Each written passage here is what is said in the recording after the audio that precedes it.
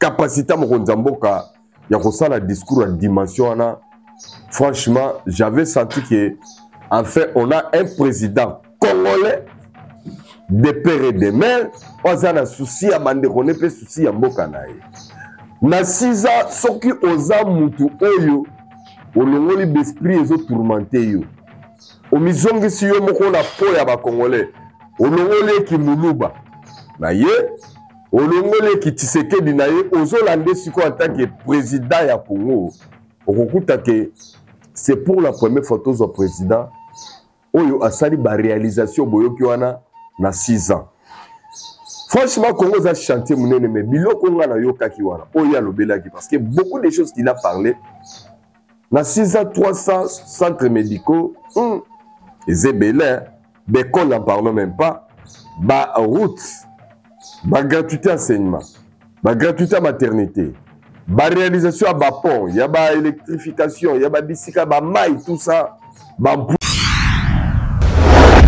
Mbote na ba Congomani, mbote na ba Congolais, ya monde entier. Merci encore une fois parce que eloko bolakisi na mokili mobile ke bolingi mboka na bino pe bolingani bino na bino. Merci à trop bazana botondi makasi parce que beaucoup de sakanga toujours na banda na bino sans que na senga permission mais bino bozalaka très tolérant boyambaka biso voilà plaisir biso toyokaka yango et surtout que to kabolaka boye c'est ça notre participation na combat ya kubunga ya mboka na biso pe kubunga ya ba condition ya bandeko na biso à travers be veille biso de ra osala. Je crois que to sungaka bato ebele oyo ndenge nga na lobaka mutu aleki muninga azalaka te en réalité na mokili on se complète, ça dit que tout se complète bakosa ote babuba ote. Celui qui connaît tout n'existe pas, tout le monde dans ce monde on se complète. Voilà, je crois que le message est passé. Rabile Maza déjà on a pour la bilili Junior Kapaya na cuisine et pourquoi pas Refait qui sombe comme d'habitude na ngende nae avant de kitoko merveille déjà na couple ya Refait qui sombe na bana elongo na bana Londres bana monde entier bato nyoso merveille na Nicolette moi si a pembe merveille na bande konyoso surtout ba mama ya mokili mobimba na tondi bino bo tondi makasi na comment raisonner que mokili oyo e baby mikolo mingi ya mindele ba komi na bitidi ya kokotsa bizaleli ya mabe na mabota mingi ya baimboka surtout na makambo ya mibali babalana basi na basi babalana mais wana ezali poto exister lisusu na mokili pona ko diminuer otobengaka évolution. Donc, les gens, l'eau ya mabe zali satanique, il faut que le mélange, bon tolérant tata mukete. Merci mingi. Pembote na prophète Moïse Nyengele mutu oyo nzambe ala kisakaye penza makambo ebele mais azali incompris. Pourquoi? Parce que d'après na moko tuna solo la kana na makambo bisakangai, j'ai vite conclu que le prophète Moïse Nyengele azali tellement en avance par rapport à Baninga. Amonaka makambo ebele, malheureusement makambo ya monaka makambo ekoya et qui alobaka na contexte actuel ezalaka difficile ezala considérer to ezo importance moko boy. Mais par contre constant so ezali que bandeko nanga mingi ba congolais na sali constat bolimbisa ngai et les ébinotés ba oyo ba se sentir peut-être lésés. Comportement na biso comme ko la sapena que biso mingi tozo sepela na masolo ya lokuta. So besoin c'est biso makambo solo tozo négligent tozo bakisa mais oza lokuta tozo s'intéresser to landela pe to kota to commenter trop. Biso za makambo solo makambo très vital, makambo réel au moins pena toza na rejet facile alors reza eloko malamu te. Avant la commenter discours à mon chef de l'État Félix Antoine Tshisekedi Tshilombo Fachi béton oyo ebele baina ebele balingaka ete heureusement que azawana à travers nzambe oyo biso tosambela ko tolingaka mingi iye muto azalisaka ye azala wana mais banguna na ye bakolala pongi te mokonzi mboka azalaki devant les deux chambres réunies en congrès Sénat na Assemblée nationale en tout cas azalaki discours na ye oyo babengaka discours sur l'état de la nation alobeli makambo ebele mais il faut mon réaction à propos du discours wana ba réaction qui est en dehors de biso moko bana mboka en Afrique ba médias africains et commenter à propos du discours wa mokonzi mboka ba médias internationaux et commenter monde entier tina ba chinois ba fandela ki discours wa mokonzi mboka na ba rwandais partout dans le monde parce que zonga na ba opposants zonga na bana mboka bango moko mais est-ce que batu nyonso ba comprendre ndenge moko ya onde tikali problème.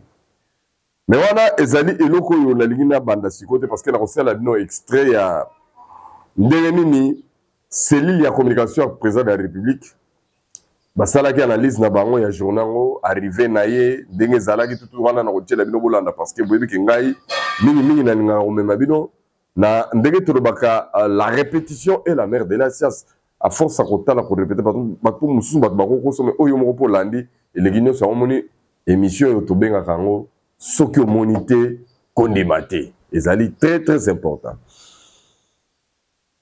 Ndenge nazoloba boye bato bazolanda biso baza kovivre déjà baimage ya rencontre ya mokonzi mboka na biso na Paul Kagame président ya Rwanda.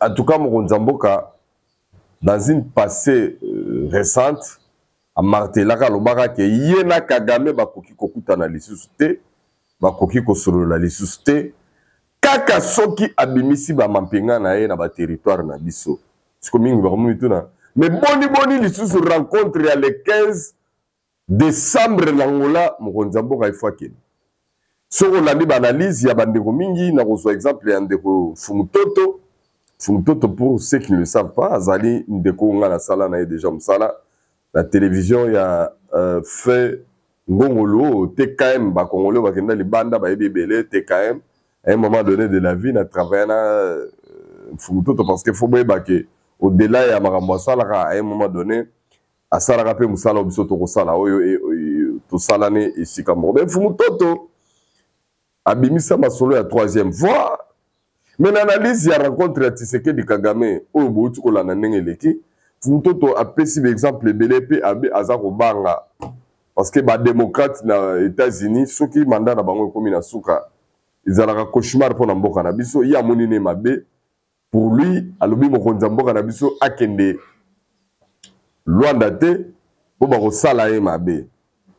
Est-ce que azala tort to na raison yango bomona makambo bocho mona sikoyo après rencontre bino bomoni ni ngana moni netinga nena sala vidéo na ngana sali avant le 15 s'il vous plaît parce que bon en vouloir ngaite bo tenir nga rigueur na moment vidéo banda koleka mais seulement je reconnais une chose ezali que mokonzi mboka azali ya kobatela mama kasi d'abord repa nzambe yembo soki nzamba ko permettre oui conséquence c'est koya mais soki nzamba permettre je doute fort que il y aura rien à travers mokonzi mboka ça je suis sûr mais na yebi ke na moment ngala loba oyo lisolo seleki ndenge ezali parce que ngala yebi ke ya kokende et beaucoup de ces équipes d'avance étaient déjà sur le lieu donc il sera là et malheur au prophète de malheur il va rentrer dans la protection ya tout puissant Seigneur Jésus-Christ de Nazareth on ngala na kondimete ya kosala bikama pas sala déjà bikama pas comme sarabiso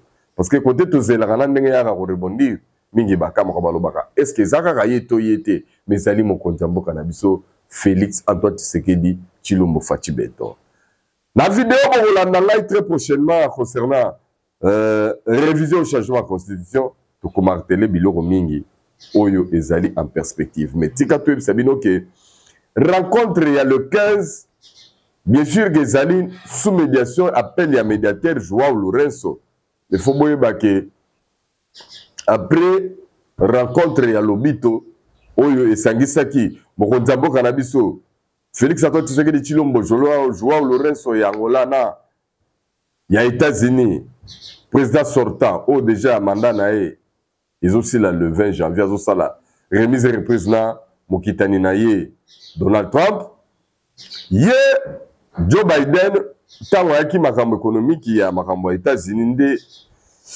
administration na ye elingaki esala oya yango eloko ya suka dernière chance ameka kotante kwa calmer parce que faut boyeba ke Rwanda ataza kobangisa bato mosusu me boyeba ke na niveau moko boye Rwanda azali susu kobangisa te parce que ministre na biso affaires étrangères alobaki yango na conseil de secrétaire des Nations Unies alobi Rwanda arozala sous TP arozala T gendarme Afrique centrale. Donc bao baza initié ba comprendre compter makambo ekei.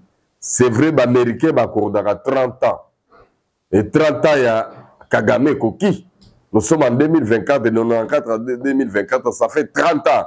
Donc les Américains baza au monde ali sous le ko Kagame au servir bango te. L'État a sonné et que makambo sikoyo et comme in Angola et lobby nango kebité makambo commandé RDC nde makambo. Wana na zone ba initié parce que ba ndeko mususu na ba analyse na ba on na ba esprit na ba on na ba façon na ba comme on a déjà baza na façon ba moneli menga na pesi bino oyo nga na moni selonga. Pour preuve batu mingi bazala na tension moko ba pesa na Poutine ba mona pena que Poutine na sukisi makambo à travers ici. Mais bango ba grande puissance. Bango osala o estime ba soutenir yo. Mais soki kaka ba moni intérêt na yo. Eza nango li susté, on va se débarrasser de toi pour preuve. Bon moni Bachar al-Assad na Syrie azalaki na soutien total ya Russie. Mais à un moment donné, tant où Russie a dit que Bachar al-Assad a sous important, il a été lâché et le pouvoir recueilli. Et ils ont dirigé pendant 50 ans Bokawana. Donc c'est ça, avec les grandes puissances, quand ils vous soutiennent, c'est pour un temps. Ceux qui ont un intérêt, ils vont se débarrasser de toi. C'était pareil avec notre Mobutu, qui a fait 32 ans. Donc on a 30 ans, ça dit sous bénédiction, la commission Mobutu, c'était les Américains. Ils se sont servis de lui jusqu'à Herbamoni Mobutu. N'a pas des intérêts encore. On peut savoir surtout que si changer qui balance côté à Museveni Nakagame, ils se sont débarrassés de Mobutu. Et pour votre information, les jours à venir, Micro Le Koya, on se rendre compte que Museveni Nakagame avec les Américains, ça n'est fini. Puisque Baza son intérêt. Donc, on a beau 2025 et Zana Marambo Belé, c'est la grâce, c'est pas un Zambé à permettre aux à la vivant. Merci beaucoup, Maman Yohan, notre consultant, parce que vous avez Bisso, avec plaisir depuis Bruxelles. Tokobo Sanate, la grande sœur chérie, Annie, depuis Canada. Tu te connais, mais Hervé déjà. Nabino, vient à Tumbakole chez Maman Laurence de tous les temps, de tous les jours. Mais Hervé, tout le monde, Nazana et son ming retrouvé Bino Sikoyo. Naningaki to finalement stop ya mkekaka. To landana nous extrait ya Mokondiamboka na parler du peuple. D'abord, arrivé naye, denge bato ba kokota ngwema ti na extrême ke ya discours naye à travers cellule ya communication naye et commentaires ezali ya Guilain Kabalundi. To landa bongo to kokutana juste après. Kapaya, c'est parti.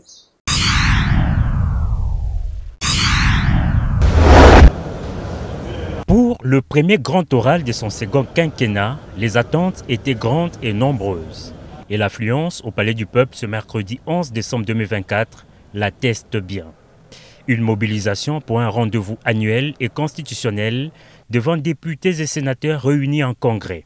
Ce grand événement, à l'instar de celui de l'investiture en janvier dernier, a également mobilisé hommes et femmes de médias pour une visibilité grandeur nature à l'image de cette belle vue aérienne proposée lors du direct par la radio-télévision nationale congolaise. À l'arrivée de l'escorte présidentielle dans l'hémicycle, le président de la République a eu droit aux honneurs militaires avant son accueil par les bureaux de 2 chambres du Parlement. Très ovationné lors de son entrée dans la salle de congrès, le chef de l'État vient faire une sorte de bilan de ses actions en 2024.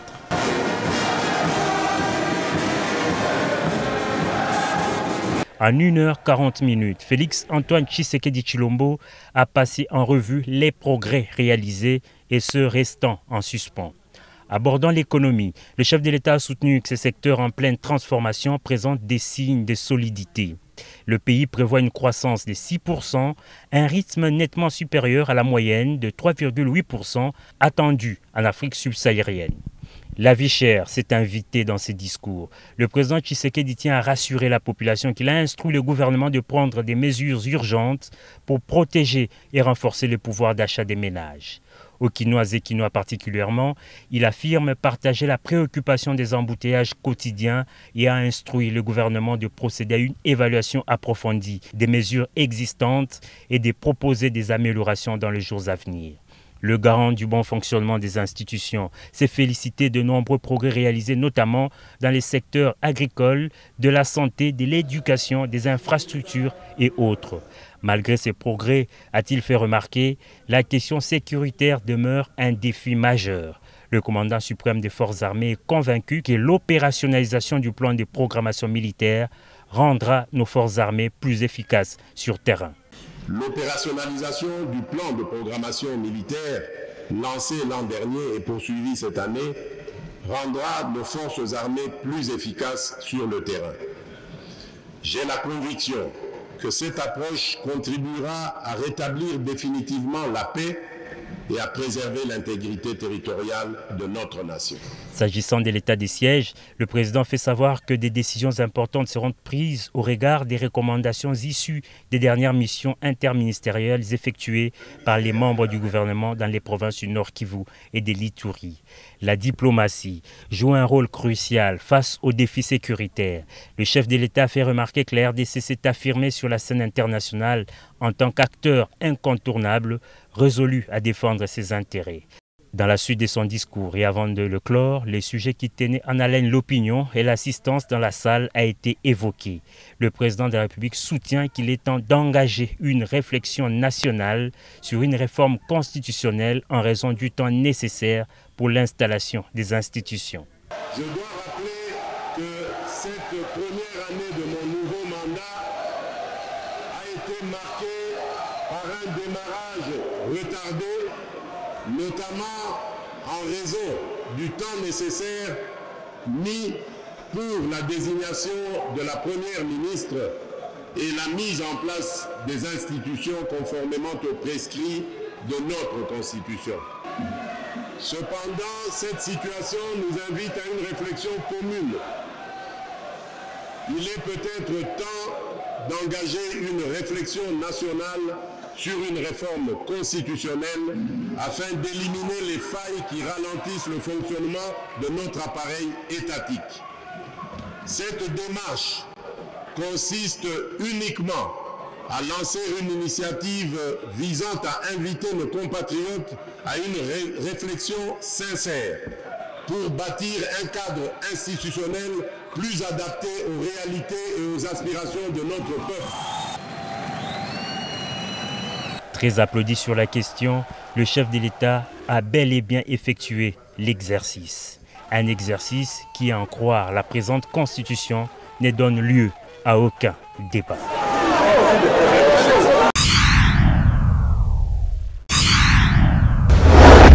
Merci à toi, Naba Congolais, vrai Congolais, Congolais, na lingite na chamu wana pilipili na robo Congolais, de père et de mérité.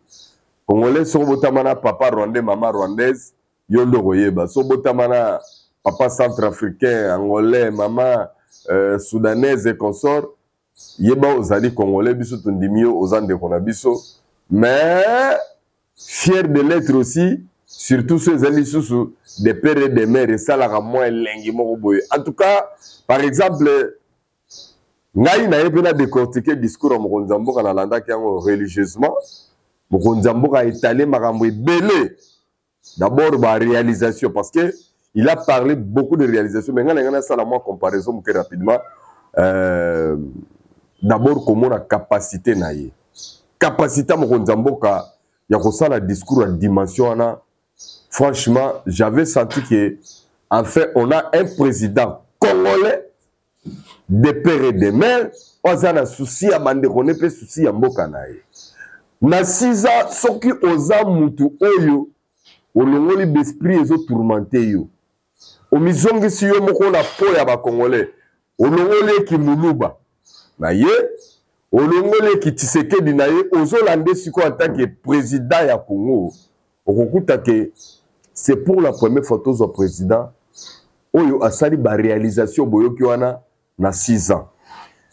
Franchement, Congo a chanté munene mais biloko nga na yokaki wana oyo alobelaki parce que beaucoup de choses qu'il a parlé na 6 ans 300 centres médicaux et zebelin D'école, n'en parlons même pas. Bah, route, bah, gratuité enseignement, bah, gratuité maternité, bah, réalisation à bas pont, il y a bah, électrification, il y a bah, bicycle, bah, maille, tout ça, bah, on peut avoir même, l'espace à 6 ans, on a bah, commentaire, bah, congolais. Vous êtes libre parce que tout ça, la démocratie. Oyo ba yebi, ba congolais, oyo ba yebi. Que nous avons eu aussi un président de la République Namboka Oyo, dans le gouvernement Mingélera, qui l'espace à 6 ans, il a fait autant de réalisations. Bobanga te bo commenter, bo commenter na makambo.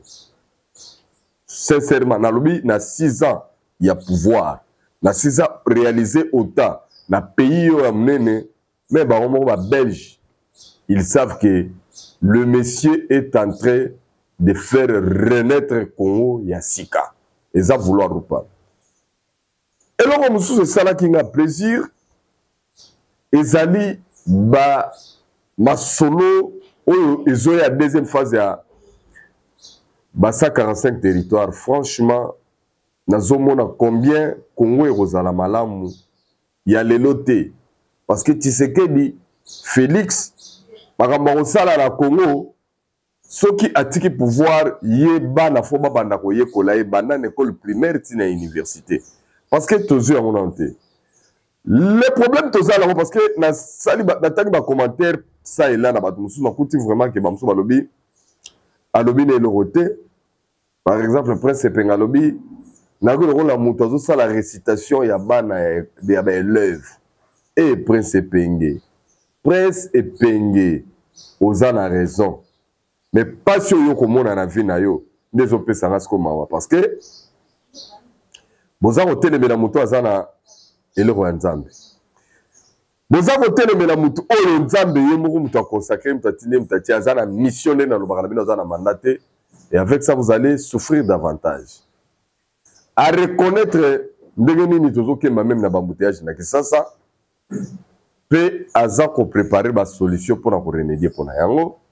À reconnaître le plan social combien les Congolais vont souffrir, mais il est le tout premier président. Oyo aza qualité na moyen à l'État va faire baisser pour que pouvoir d'achat bateau zonga. Na biloko kolia balongoli ba TVA, balongoli ba taxe kili. Mais ndenge ngala lo baka soko monite kondimate sincèrement na kisasa awa ba opérateur économique nanu ba CDT. Malgré balongole bazalo ko na bateau yo ya ba transport en commun. Carburant qui ti mais ba boy ko ki transport au contraire ba rendre en sous très cher. Ça dit que ça maintenant ça devient problème de la population niveau on a recommandé que il faut tous aller na bolingo ya Congo na ya ba Congolais. Ba mesure mo konzamboka o ya mbalo azozwa. Ba président belé balega bazwa ba mesure a boyete. Mais c'est en face à une population. C'est en face à une population. Ba commissaire motema mabe ya makasi na bato ba dirigeant qui à un moment donné bato moko ba dirigeant ba belligérant bato 1+4 ba lona motema mabe to komi nango lelo raisonner que baisse ezali mais muto boyi ko baisser mais rendez-vous compte ça dit que même le maman na ndenga ba wenze ba komi très motema mabe. Je me demande moi-même ba congolais mentalité na bango pour changer aux options combien d'étapes. Parce que ça, c'est un problème qui nous concerne nous-mêmes les Congolais. Alors, pour y remédier, en tout cas, je préfère que les Congolais les bases au discours pour méditer, régulièrement, bien que ça moulaye, parce que ça aussi, c'est un problème. Il y a quelqu'un qui peut se tenir pour le banner, mais il faut suivre maintenant la présidence assemblée. Bien que le bagage va commenter, mais lobby, il y a un autre bête, est-ce qu'on m'a solo. Très prochainement, concernant ma solo à révision, là, changement concept. Parce que, dans mon livre, tu vas changer concept. Le fait que mon lobby, il faut réforme constitutionnelle, à Sikoyo, à Bossel, il y a une constitution, tant que le réforme, oh! Yo sale dans le dictionnaire, la rousse, Maurice Gréviste, yo sale dans la allez lire très bien les mots réforme et pour revenir à moi pour commenter. On a donc dans ma solo révision changement constitution on a net côté en profondeur to kolobela ndenge to ninga kolobela puis ça a toujours plaisir dans la Congolais. C'est vrai, on a tenir une rigueur, puisque le discours c'est les cas qui nous commenté dans le mais moi j'avais voulu faire une mise au point tout simplement pour le battre. C'est pour la première fois, Ngai, président Moko, aza kolobela mingi intérêt à peuple congolais. Pe azol ninga makamna bango mingi s'améliorer. Contrairement à batu baleka balesa biso banoto. Avec 18 ans Kabila, je me souviens encore que na campagne na Kabila la kaka biso ba autoroute, c'était Vital Kamerhe mutagi directeur de la campagne. Banini wane zonga kame. Vous allez voir que c'était de la poudre aux yeux. Mais Fachi, bien que batu mingi nazo continuer comment on va continuer kolobane que ba promesse, mais moi je ne vois pas les promesses. J'ai visité quelques maternités, beaucoup de mamans témoignent. Ma maman belé bala sengo sakanate depuis bazo boto fele parce que bazaga ba victime ba kanga ba on ba hôpital na ba maternité par manque de moyens. Et aujourd'hui sont capables il y a ba koti ba bimi mbongo za okena maman mo servir na ba laette na ba wa kitoko ba ebisinga kutu ke ba maman ba changer système babi so excuse so ba bimi maternité ba mo changer 3 fois bilamba on bilamba zo okena na makamuso wana donc me servir bango vraiment mo nzamboka ya boye ya omoni nzambe pena asakola kana ba messager na ye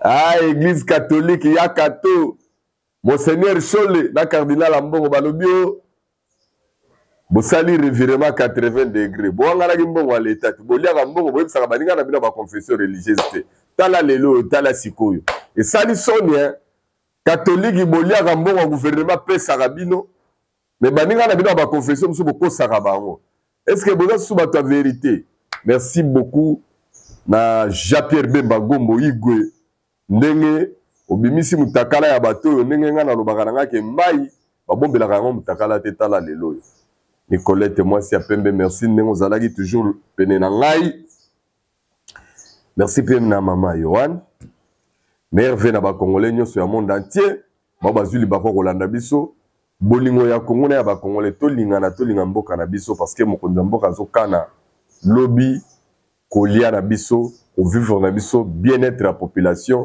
bas salaire en tout cas il y a beaucoup de choses où ils allaient en perspective ndenga zokana améliorer abongisa yango lisusu davantage en tout cas ngai na sengi kaka na nzambe ya lola apesa bino pema bozala pena viva parce que mois ya décembre na biso ba africain na biso ba congolais na ba famille makambo elekaka ebele mingi bakanaka bango balia bango nde période mingi balinga baote bango ba vie mingi balinga basala bango ba mabe vraiment kolo aleka liboso abatela bino malgré pas si mais ça c'est lozala vivant omimonela makambo ndenge koleka parce que nalobaki na bino la fois passée na bango balandaki ngaki tozali en plein traversée ya désert et Félix Lelo c'est notre Moïse oyo bato bamesanaki mingi na bizaleli ya Egypte to bakomona ye ke azali mabe akosala malamu te parce que bango bazalaki ja bato ya idolâtrie bato ba débauche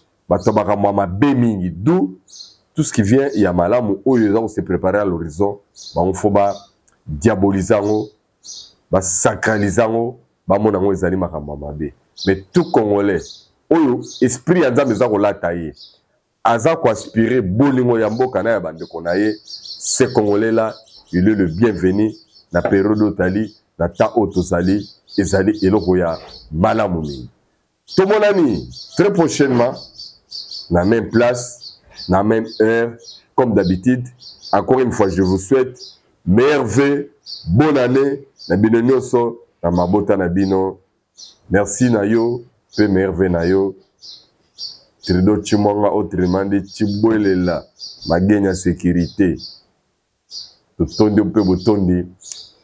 Merci na Rabile ma merci na Rife qui sombe merci na Junior Kapaya bonne année pe na mabota na bino meilleur vœux joyeux Noël bye bye.